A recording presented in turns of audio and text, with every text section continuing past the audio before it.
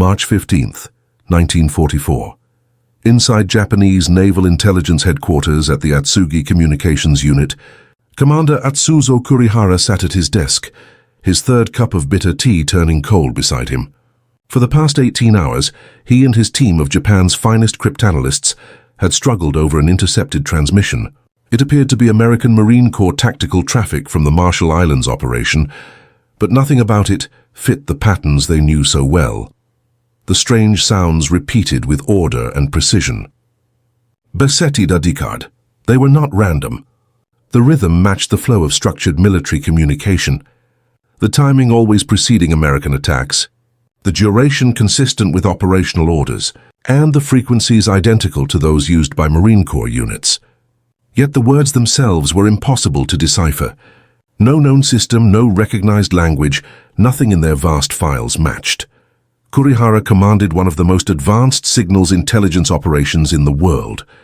The Atsugi facility, located 20 miles from Tokyo, employed over 500 personnel operating 118 receivers and 20 direction finders. His analysts had cracked American diplomatic codes, penetrated British naval communications, and even broken multiple United States Army systems.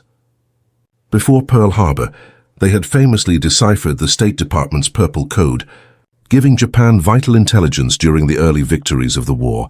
And yet, here in 1944, after years of success and dozens of Allied codes broken, Japan's brightest minds faced complete failure. These Marine Corps transmissions remained a mystery, a language no one in the Empire could read, a code beyond anything they had ever encountered.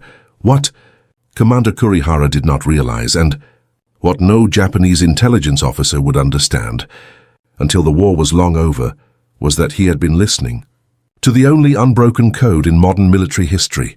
Its story began not in the Pacific, but in the vast deserts of the American Southwest, where for centuries the Navajo people had preserved a language unlike any other on Earth, called Dinebizad by its speakers.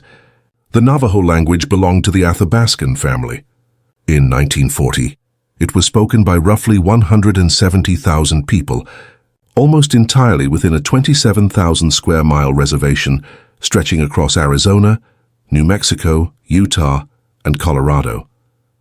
The very features that had evolved over millennia would later confound Japan's most skilled codebreakers. Navajo was a verb-centered language, describing action through layers of prefixes that could generate millions of combinations.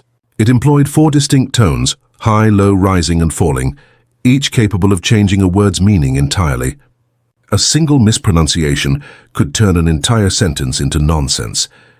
Its phonology contained sounds absent from English, Japanese, and most world languages, explosive ejective stops, a voiceless fricative like wind forced through teeth, glottalized sonorants and nasalized vowels. For Japanese analysts trained in a system with only 5 vowels, simply hearing these sounds with accuracy was nearly impossible. One man recognized the military potential hidden inside this linguistic fortress. Philip Johnston, born in 1892 to a Protestant missionary on the Navajo reservation, grew up fluent in the language. He was one of fewer than 30 non-Navajos in the world who could claim that skill.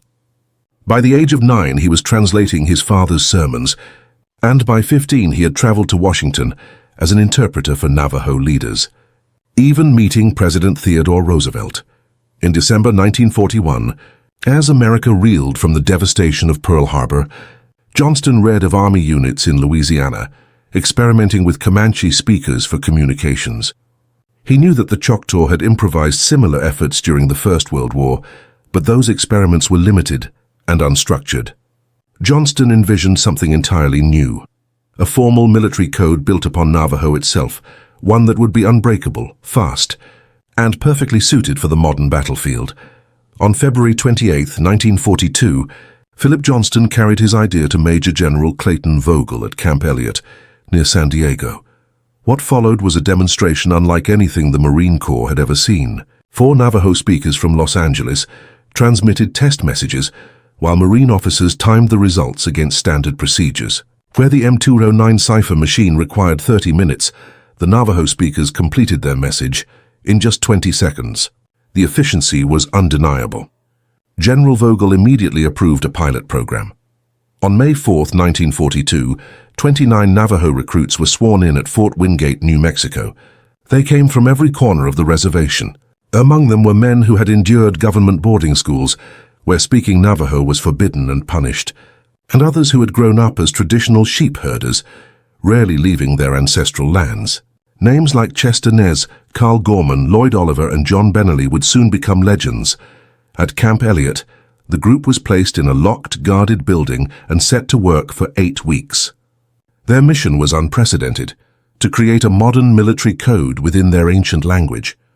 They needed to invent terminology for concepts that had no Navajo equivalent, develop a system that was both memorable and expandable, and ensure that it could not be broken. The men turned to cultural logic to build their code. A submarine became Beshlo, an iron fish swimming beneath the waves. A battleship was Lotso, a whale, the ocean's largest creature. Fighter planes were Dahitihai, hummingbirds darting swiftly through the air. Bombers were Jaysho, buzzards circling before striking. Even the alphabet demanded special ingenuity.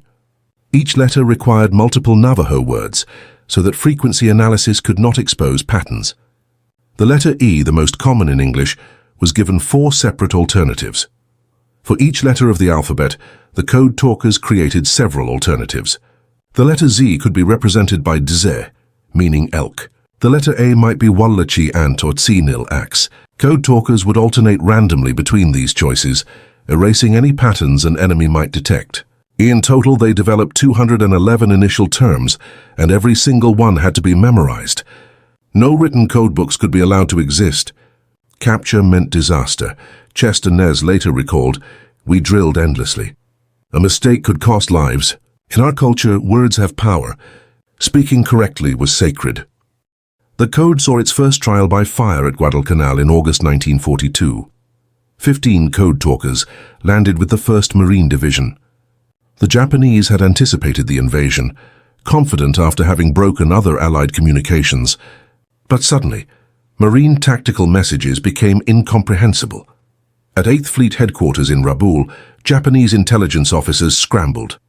Lieutenant Kazuo Yamada, educated at Stanford before the war, reported, "The sounds are structured like language, with consistent patterns, but it matches nothing. Not English, French, Dutch, Spanish, any Philippine dialect, any Chinese dialect. Completely alien." The Japanese response was methodical. Their best cryptanalysts were assigned to the problem. Hundreds of hours of transmissions were recorded on wax cylinders. Every known technique of frequency analysis and pattern recognition was applied. They consulted university linguists. They even brought in Buddhist monks trained in ancient languages. Nothing worked. On November 8, 1942, code talker Chester Nez transmitted artillery coordinates that silenced a Japanese machine gun nest. His message took 14 seconds. It was intercepted, but to Japanese operators it was only noise. Minutes later, American shells struck with devastating accuracy. Colonel Haruo Konuma, intelligence officer for the 17th Army, wrote with frustration, "The Americans have deployed a code that defeats every attempt. We can no longer anticipate attacks. We are fighting blind." Japan's only hope seemed to come from one man, Joe Kiyomiya, a Navajo soldier captured at Bataan in April 1942. Fluent in Navajo, he was brought to the Atsugi interrogation center. As soon as Japanese cryptographers realized, the strange transmissions were Navajo words. They played him the recordings. What he heard were familiar words, but strung together in ways that carried no meaning. The turtle is attacking the iron fish. The hummingbird carries eggs. He could not translate, because without knowledge of the code's hidden structure, there was nothing to translate. His captors accused him of lying. The torture escalated. He endured water torture, savage beatings, and hours hanging by his arms. In the winter of 1943, guards forced him to stand naked in the snow until his feet froze to the ground. Starved down to 90 pounds, he was promised food if he would provide translations. But there was nothing he could give them. The Navajo Code remained secure. Through every interrogation and every beating, Joe Kiyomiya could only repeat the truth. He understood the words being spoken, but he did not understand their military meaning. A Japanese intelligence report from May 1943 captured the frustration of his captors. The prisoner appears native to the mystery language, but cannot comprehend the messages. Assessment: either extraordinary resistance or enemy employs specialized code within native language, requiring specific training. The second conclusion was correct. Even fluent Navajo speakers could not understand the code without training. Kayumia endured 3.5 years of captivity, and his inability to help convinced Japanese intelligence that they faced something unprecedented. By the end of 1943, most attempts to break Navajo transmissions had been quietly abandoned.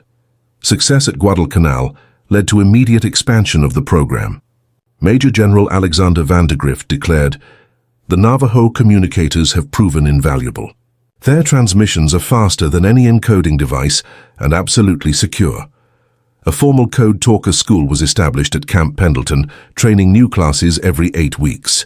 By the end of the war, between 375 and 420 Navajo Marines would serve across all 6 Marine divisions. The training was unlike anything in Marine Corps history. Recruits practiced inside soundproof booths, while instructors blasted battlefield noise into their headphones. They were forced to transmit while wearing gas masks, or while running until exhaustion. Thomas Begay, who enlisted at only 15 years old, later recalled, "They pushed us beyond possible. Lives depended on our accuracy." The code itself evolved constantly. New technologies and new threats required new terms. The atomic bomb became a yashi, the metal egg. Kamikaze pilots were netsi, the death wind. To Navajo speakers, the logic was clear. To outsiders, it was nonsense. By mid-1943, Japanese intelligence dedicated major resources to solving the riddle. The Imperial Navy's 4th Section assigned 30 cryptanalysts to the task full-time.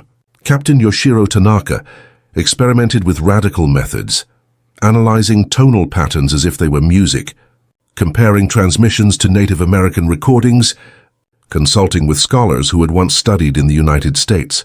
His team built custom recording machines to slow transmissions without distorting pitch. They used oscilloscopes to turn sound into visual waveforms. They ran statistical analysis on frequency and repetition.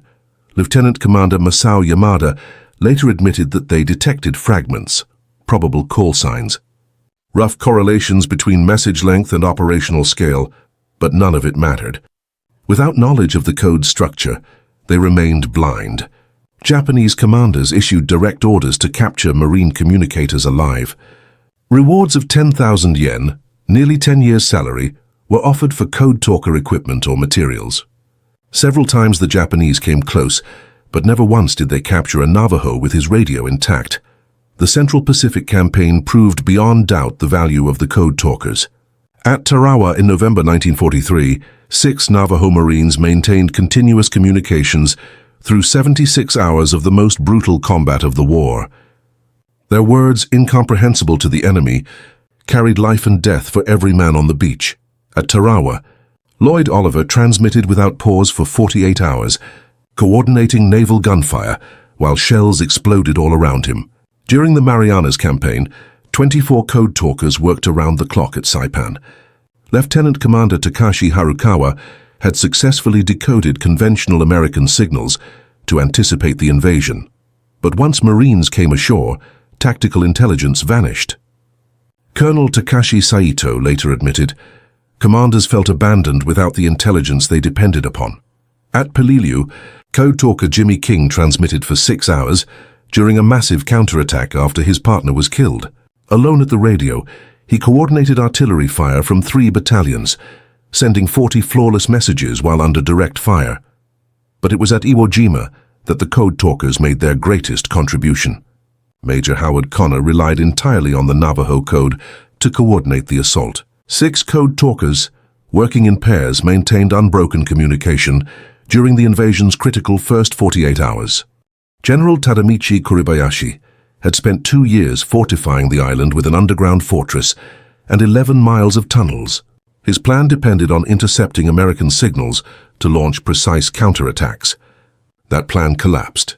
Over 2 days, the 6 code talkers sent and received more than 800 messages. Everyone accurate, everyone secure. They coordinated 30,000 Marines storming ashore, directed naval gunfire from 100 ships, called in close air support, relayed enemy positions, organized medical evacuations, delivered supplies, and transmitted tactical orders, all under relentless fire. Major Connor later testified, "Were it not for the Navajos, the Marines would never have taken Iwo Jima. During the first 48 hours, I had 6 Navajo radio nets operating around the clock. They sent and received over 800 messages without an error.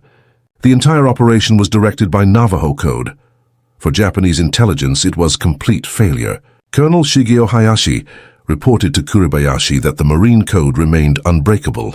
Artillery requests that took 30 minutes using conventional systems were completed in 20 seconds through Navajo, the difference between destroying a position and losing it. At Okinawa, 35 code talkers coordinated the largest assault of the Pacific War, guiding 183,000 troops over 82 days. Japanese forces attempted radio jamming and even voice mimicry, but Navajo's tonal subtleties defeated them. Lieutenant Hiroshi Miyamoto's attempts to copy the language, according to code talker Alfred Newman, sounded like someone gargling while trying to talk. On August 14, 1945, code talker Teddy Draper transmitted the most important message of the war, Nehema Hadigini Adenil, Japanese surrender. Fittingly, the message passed first through Navajo before reaching conventional channels. After the war, American interrogations revealed the depth of Japanese effort and their absolute failure. Lieutenant General Seizo Arisue, Japan's chief of intelligence, confessed, "We never broke the Marine Code. We broke Army codes, Air Force codes, diplomatic traffic, but the Marine Tactical Code was completely secure."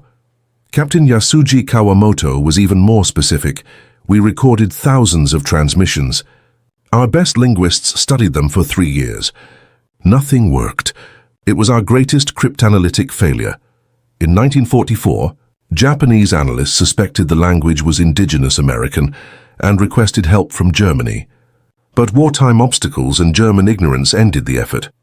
Colonel Masao Yamada admitted, "Our inability to read Marine communications cost thousands of lives.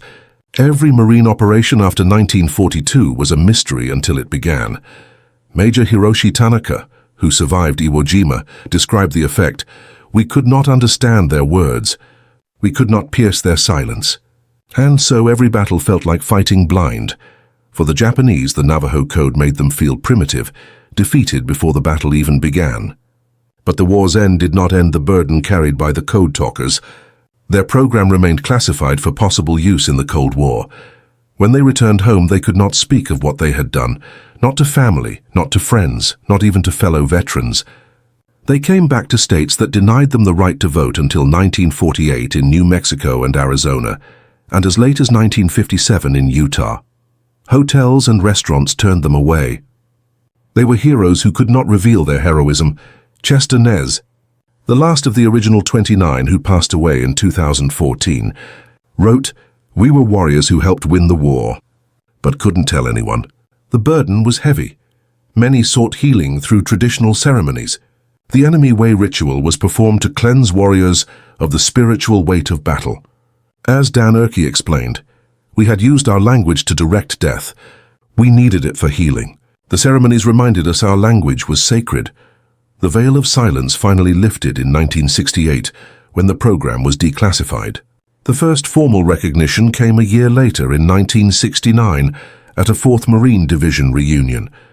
In 1982, President Ronald Reagan declared August 14th as National Navajo Code Talkers Day. The most profound moment came on July 26, 2001, when President George W. Bush presented the Congressional Gold Medal to the original 29 in the U.S. Capitol Rotunda. Only 5 of them were still alive to receive it. Standing before them, Bush declared, "Today we honor 29 Native Americans who gave their country a service only they could give." Chester Nez once said, "We were ordinary men given an extraordinary task. We used our sacred language to help win the war. While the Navajos remain the most famous, they were not alone. 14 other tribes also provided code talkers. The Choctaw had pioneered the concept during World War I. In the Second World War, 17 Comanche code talkers served in Europe, landing with Allied troops on D-Day. Hopi, Cherokee, Lakota, and others also lent their languages to the fight. In 2008, the Code Talkers Recognition Act finally acknowledged the contributions of all tribes. As John Brown Jr. reflected, "They told us our language was no good. Then they needed it to win the war. The Navajo Code revealed the sophistication of Native American languages. Code talkers modernized Navajo in real time, creating new grammatical structures and adapting cultural metaphors for modern warfare. Its agglutinative nature allowed complex military concepts to be condensed into a few words. What required paragraphs in English could be transmitted as a brief, precise Navajo phrase. Dr. William Morgan noted, "They proved indigenous languages aren't primitive. They showed Navajo could express anything, from sacred ceremonies to modern combat." The code introduced a form of cultural encryption, security rooted in human language rather than mathematics. No machine could crack it. This idea influenced post-war intelligence thinking and remains relevant today, even as quantum computing threatens mathematical ciphers. Colonel David Hatch summarized it simply: "They achieved something unique. A code never broken, never compromised. It proved human linguistic capability could exceed mechanical encryption." In later decades, Japanese scholars confronted their failure. Professor Teo Yoshikawa revealed that 30 cryptanalysts had worked exclusively on these transmissions for 2 years, consulting multiple universities. Captain Minoru Yamada admitted, "We knew it was Native American by late 1943, but couldn't identify which language." Lieutenant Commander Shigeru Fukumoto confessed, "Using a native language was so simple, so elegant, we never considered it." In the 1990s, photographer Kenji Kawano documented surviving code talkers, bringing their faces and voices to audiences in Tokyo and Hiroshima. Navajo veteran Albert Smith told Japanese visitors, "We were both warriors. My language helped defeat you, but now it helps us understand each other." In 2010, at a symposium of the Japanese Association of Intelligence Studies, Admiral Hiroaki Arabe declared, "The Navajo Code represents perfect encryption. We had Asia's best codebreakers, yet we were completely defeated." On June 4, 2014, Chester Nez, the last of the original 29, passed away. With him, an era closed, but the legacy of the code talkers remains unbroken, like the code itself. Today, only 2 code talkers remain from the nearly 400 who served. Thomas H. Begay and Peter MacDonald were not among the original 29, but both were vital to the code's operational success. At age 96, MacDonald continued to speak publicly, reminding audiences, "We showed America's strength comes from diversity. Our different languages and cultures make us stronger." The Navajo language, once suppressed and punished in government boarding schools, is now recognized as a national treasure with strategic importance. Federal programs highlight the code talker story, and young Native Americans study their ancestral tongues with renewed pride. As historian Dr. Jennifer Dennett-Dale observed, code talkers transformed how Native Americans see themselves and how America sees Native Americans. They proved our languages aren't museum pieces, but living resources.